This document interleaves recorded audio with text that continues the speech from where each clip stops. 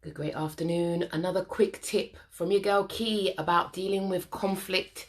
In the first instance, I want to say a massive thank you for all the people who have inboxed me with your queries, questions about my video, tips on dealing with conflict. Clearly, having tips is something that people are interested in.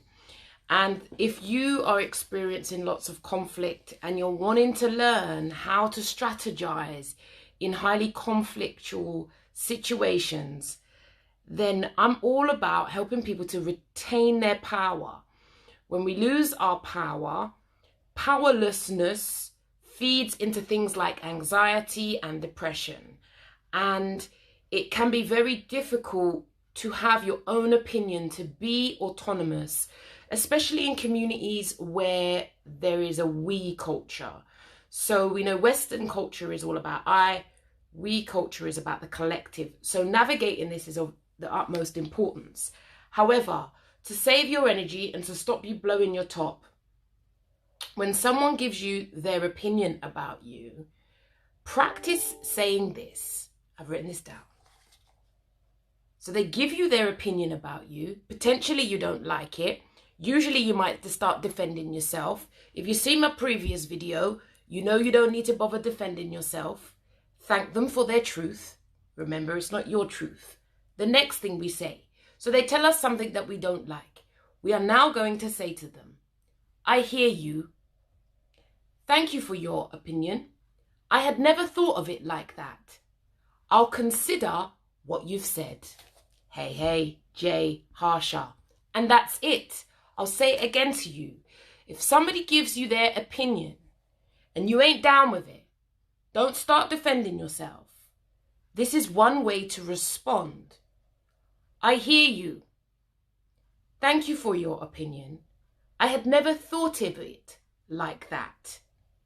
I'll consider what you have said. That's it. There's a reason why I'm encouraging you to respond this way. It's because of people's egos. People love to think that they're right. So what we're doing is we're actually feeding their ego by saying, thank you for your opinion. I had never considered it like that. See? So now there's no conflict because they think, and they have, that we've heard them. And we have heard them. Thank you for your opinion. I had never considered it like that.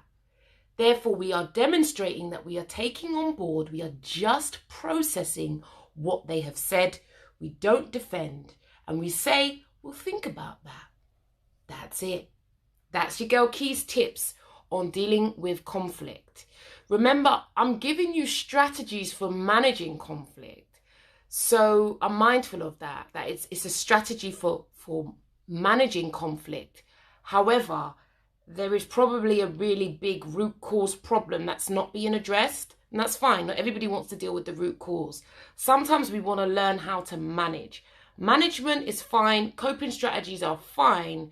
However, on our part, if we're in conflict and now we're saying thank you, if we're not defending ourselves, remember all of that takes our energy. When we're depleted, when we're feeling ill, we don't always have the energy to be able to interact with people, to defend ourselves, to remain conscious and thoughtful about how we respond. So remember, I'm teaching you coping strategies, but they only have a shelf life. They don't last forever. And the root issue, which is potentially either people are dominating you or they want you to think how they think, will still remain. So that's my tip, yeah? It's a coping strategy. It doesn't mean that things will be harmonious. It will just enable you to be able to cope with situations. And if you're learning how to cope, I think the secret to that is then thinking about what are the alternative ways that you might be able to empower yourself. That might not speak to your situation, but being empowered is also helpful because it means that if we do disagree with people, they can't use their power to strangle and squash us, because conflict and power dynamics always go together. And the less power people have over you is the less power they can use to squash you down, to get you to concede. And we know, I know, Powerless and depression go hand in hand. So it's always about being empowered. Coping strategies can give you a sense of empowerment, but coping strategies don't last forever. It's your girl Key, trained and qualified psychotherapist here at Key for Change. Do take care of you, because if you don't, no one's coming to save you.